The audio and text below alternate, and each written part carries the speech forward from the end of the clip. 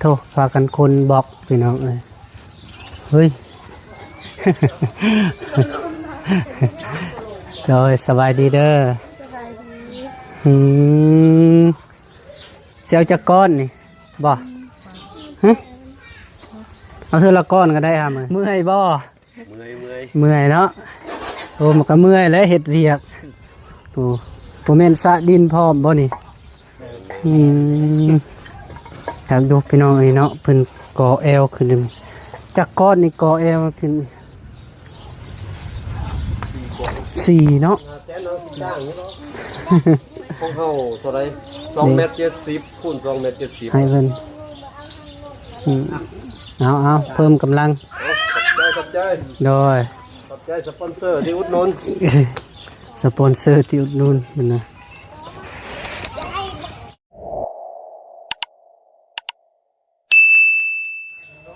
เอาพี่น้องเอ้ยเนาะพอดีเบาแก้วเปิดที่เปิดภาพก็อยู่ที่บ้านน้องๆคือเก่าพี่น้องเอ้ยเนาะตอนนี้ก็เวลาประมาณอยู่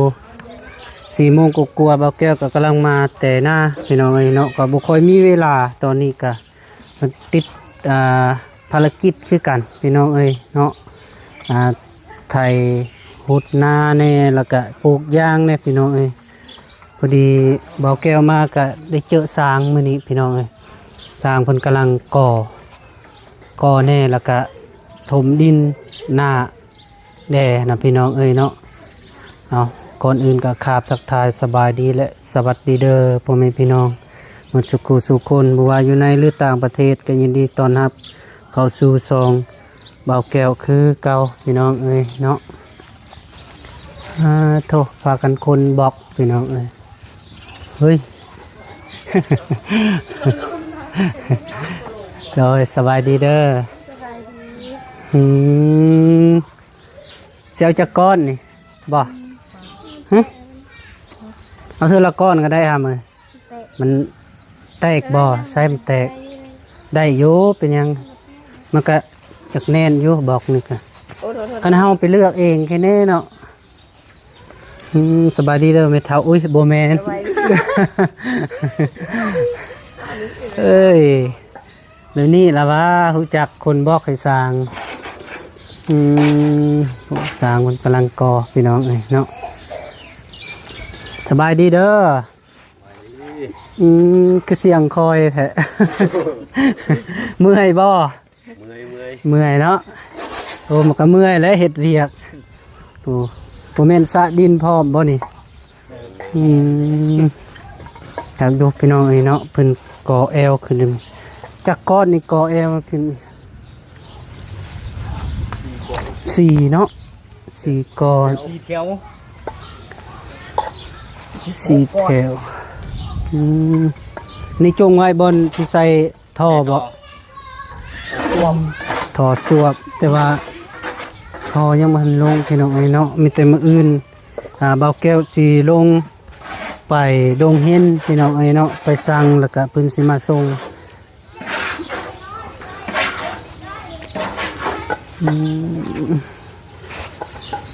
ก็ที่เช้าบ่นี่บ่หรือว่าฮักกะมาก็ไปเศร้าแอวมันประหยัดแหงที่เนาะ บ่ยากดอกสร้างนี่คนรู้จักพี่น้องเอ้ยพอดีผู้ก่อนะก็แม่นไปเฮ็ดเฮือนมีเท่าเบาแก้วพี่น้องเอ้ยจ้า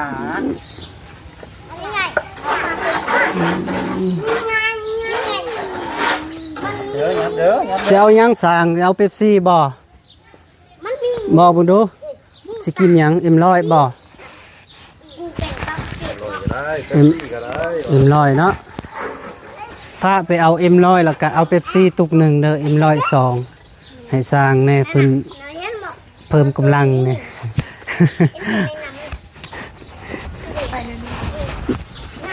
เดี๋ยวนี้ก็ได้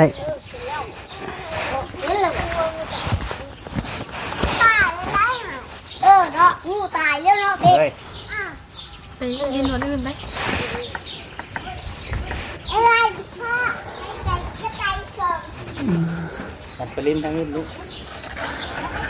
ลูกช้างมันแน่นี้ได้ ลูกสร้างเนาะยาเพิ่นแหละ ดีแหละมีลูกบ่มีลูกที่สิเหงาหงอยเนาะจักคนน่ะลูกเจ้านะ 3แล้ว 3 เท่าเลย โอ้ยเฒ่าสำนี้ยังอ้ออยู่ ผู้เดียวยังไม่มีเงินสิซื้อขนมให้มันกิน อ้าวลูกเจ้าผู้เดียวบ่อืม ลูกเมียดอกเมื่อลูกเฮา เอากันเฮาบ่นอนนี่ซะ อะไร เอ้ยบ่หยอกพี่น้องเอ้ยพอได้เว้าม่วนกับสร้างเพิ่นมาเจอเพิ่นดอกมื้อนี้ก็ได้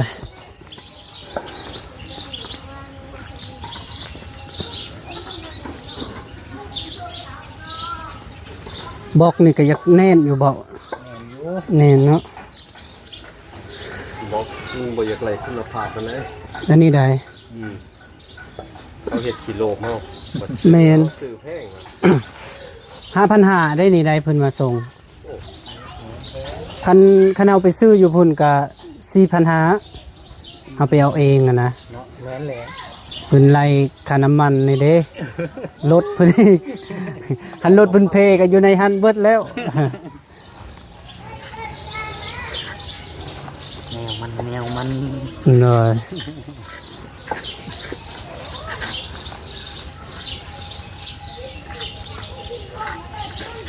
กะว่าพ่ออยู่ตีบอกนี่นะพอเนาะคันว่าบ่พอแล้วก็สิลงมื้ออื่นนี่ก็สิได้สั่งไม้อีกเลย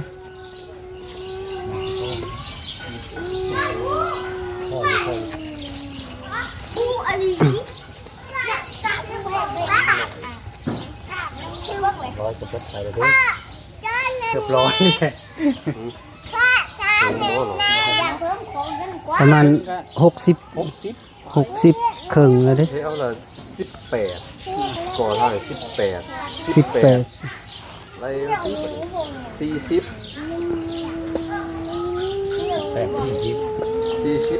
4เท่าไหร่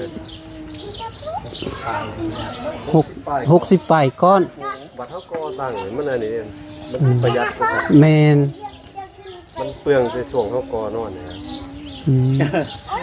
เปลืองก็อย่าให้มันแน่นนะเนาะคักเลิกจะเฮ็ดไงเลยอืมให้มันทนทานนั่นแหละ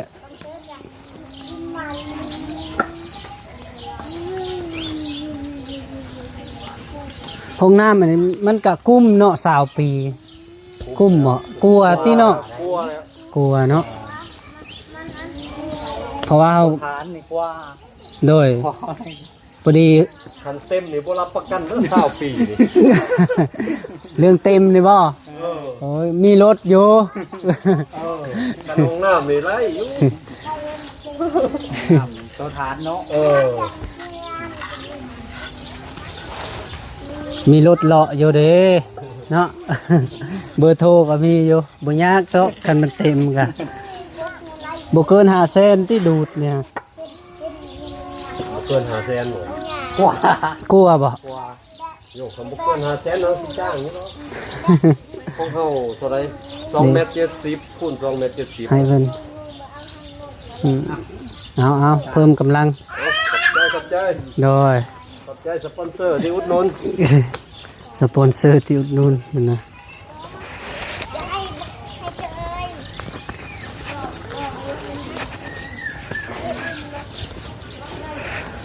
เป็นมาเบิ่งเขาเลย กาแฟก็กินอยู่บ่ถามไหนเรื่องนี้เราถามคันว่ากินก็สิซื้อมาให้ กินอยู่กิน ซื้อเป็นซบมาไว้แล้วก็ให้น้องๆเพิ่นต้มน้ำมาให้ ยามเช้ายามหยัง แม่น บ่ได้ออกมาแต่เช้าเด้ว่ะ บ่ได้มากอยก่อนเนาะ ตามเอาปล่อยปูน อืม แล้วเขาก็กินกาแฟเด้บัดนี้ เอากาแฟเน็ตธรรมดานี่ก็ได้ติ หลาย ลดมาเพราะว่าข่อยบ่เคยกินน่ะนะข่อยถามน่ะบ่เคยกินในกาแฟเนี่ย พอแล้วเคยเนาะ นี่เคยกินแต่ตอนไปเรียนอยู่เซโนน่ะมันซอกข่อยซอกใดไปกินแล้วก็ข่อยบ่กินเลย มันบีบ หัวใจ มันบีบหัวใจเลย ต้องอาบน้ำกัน ไปกินกาแฟสดเองครับ มาอาบน้ำ จนสั่น ใจดีหลี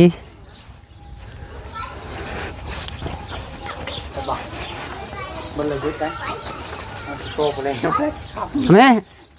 อันนี้ไปซื้อขนมไปได้ไปตอนกินไปเป็นได้ว่ะ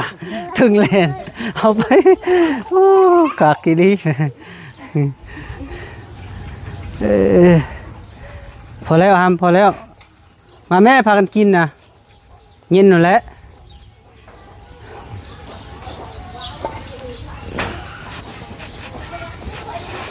นี่ตามเขาคอแล้วให้เหยียบไปเหยียบมามันก็แหลมลง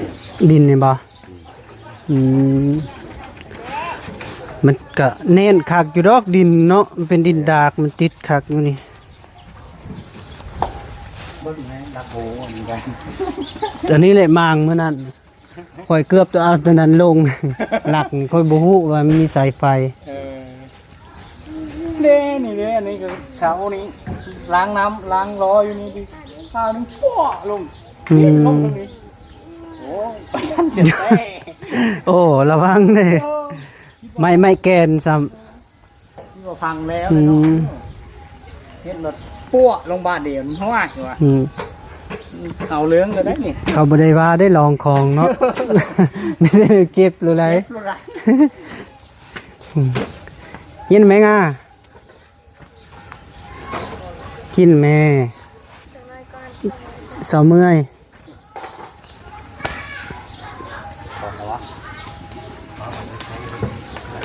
เอาปากกายคือได้ยนต์แท้สิบินทางใดนี่ฮะสิไปห้องหมอ ไปก็มองวันมันจะฟิวเลย ฮะเราไปห้องหมอบ่ไปห้องหมออันนี้นะ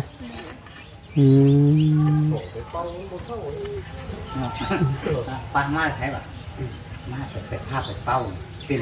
เจ็บท้องเจ็บอยู่สายเท้าเจ็บอยู่มุงสบู่โอ้เอาไปกู้นู้น เอายังเราวันอยู่ที่ เนาะ เอาจนมือมัดยังเราวัน อยู่ใส่กุดจานบ่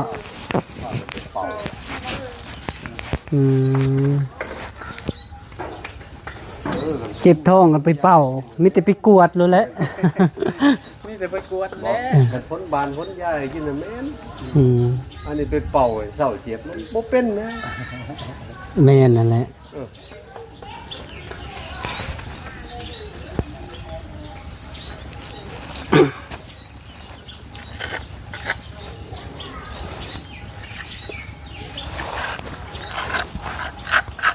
ร้านตะกอมือ ฮะยิน ก็ลายใช้ ค่าเวียนแน่ คือบ่ลึงกัน ฮะ เอาไปย่าแล้วห่อจงเละทำมาเขาเนี่ย ไปเอาเลย สร้างกับค่าเฮ็ดให้เฮ็ดหน้านะมึงอ่ะบ่ไหวปานไหนวะ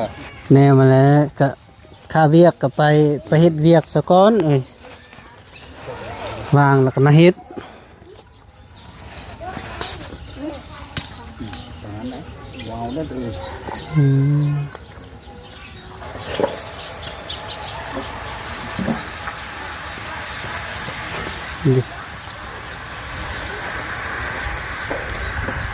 รอเอามาติเฮือนบ่นี่บ่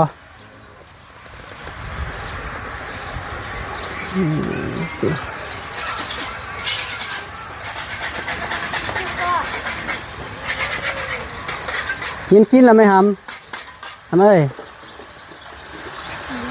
บ่ยากบ่ยากน้ำแดงเพราะสิเอาน้ำยัง มันมันมีแต่น้ำแดง น้ำแดงเลยครับเพิ่มเลือด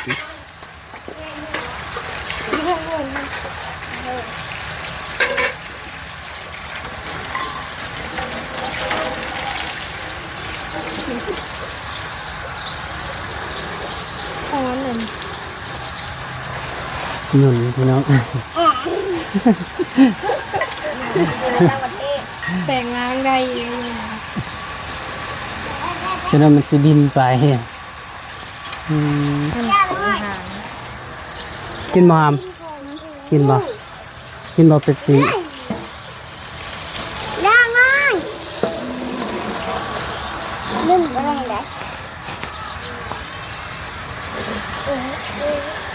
ได้ ศพแดง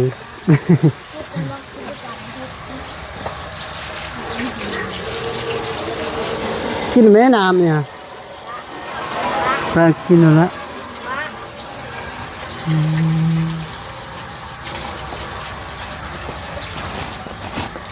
ไปล่าดีเลย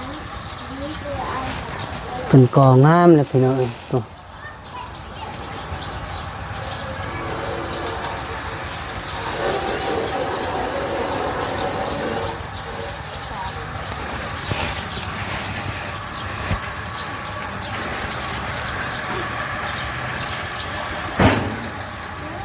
กอคานี่ละเทคานบ่แม่นบ่พอพี่เลยอืม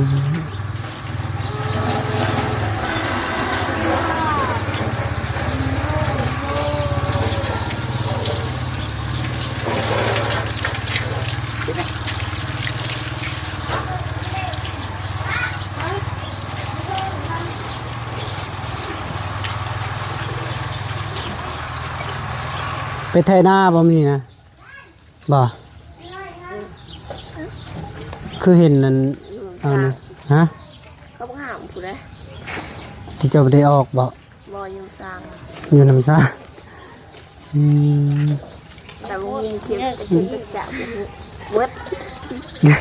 ตำบักหุ่งบ่มื้อนี้นะ คือจะกินกระจับมึง อืม แซ่บ แซ่บ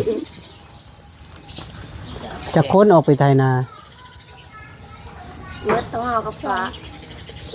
2 คน มาห้ามครับใครกันดีจางเรา จ้างบ่วันเท่าใดนะ จางเราเสร็จเลย จ้างก็อีกเด้สิไปนี่ไปบ่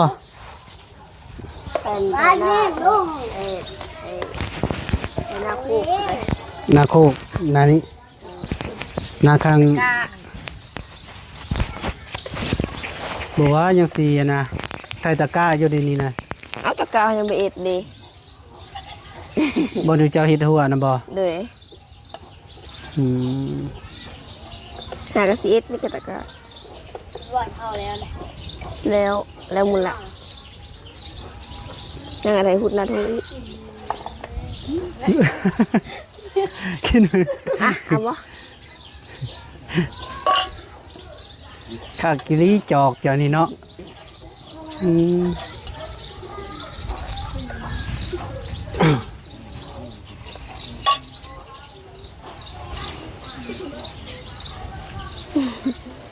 ใส่เรื่องตัวเก่า คือใส่สุดเก่าตลอดบ่มีสุดเปลี่ยนบ่บักคำนะ นี่ อ้าว แล้วมักใส่สุดตัวเดียวนี่ กลางคืนมาใส่ชุดตัวใหม่กลางเล่นมาใส่ชุดตัวเก่า โอ้ยางมาพี่เนาะโดยไปไทยนาบ่ห้ามได้จากใครมื้อนี้นะสี่ให้ไปกับไผ ตัวสี อืมบ่ได้ยินเสียงอิหยังบ่ไปไทยนาอันนี้น้ำนะมากินไหม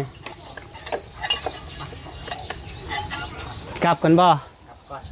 โดยอืม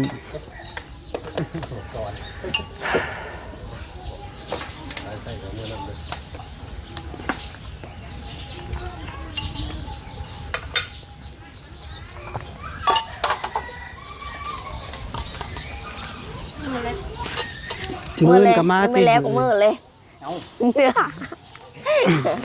คูณไม้ได้พอได้ได้ เออปะก็พอดีคักแล้วมันกาม พอได้เลยพันพอคำหุ่น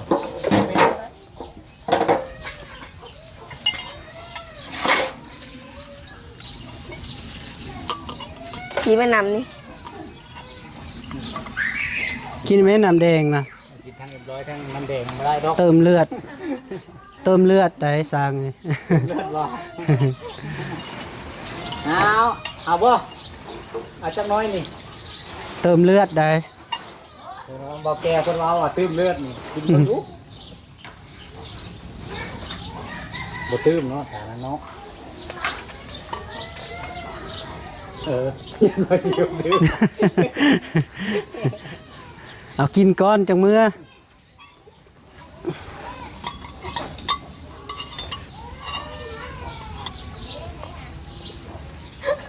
เป็นหยัง เย็น นั่งแบบนั้นบ่คือเลย มันเย็น นี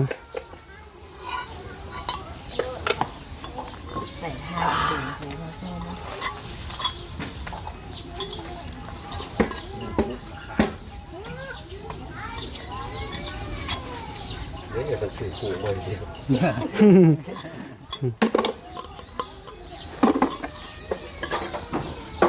แม่น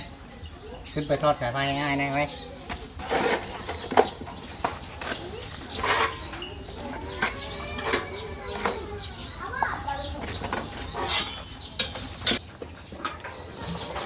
กองไอ้ปลากองครับ โดย ไปได้สามปุ๊บเลยไหม ไปแล้วบ่ไป บ่ได้ เอา ปานนี้ น้ำทางหัว ไปสิเมื่อน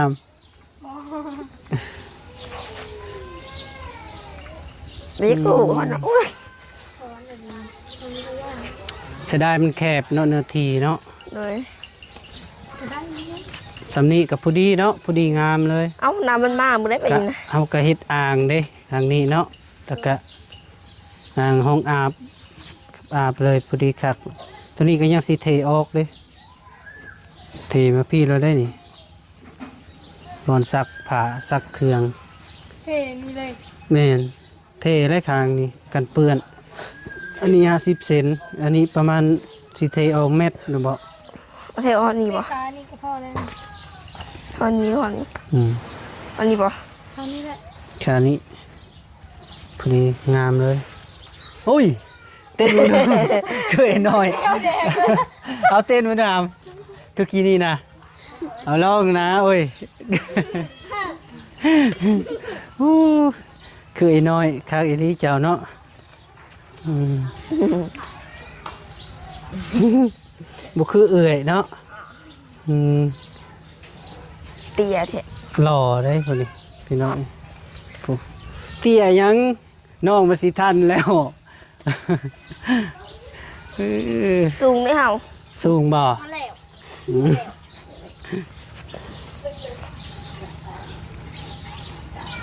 อีหยังคือเมื่อยมันจะเมื่อยบ่ บ่ เห็นน้ำบ่าวเมื่อยก็สิเมื่อยนำ ก็บ่ได้เมื่อยดอกอายุกู อืม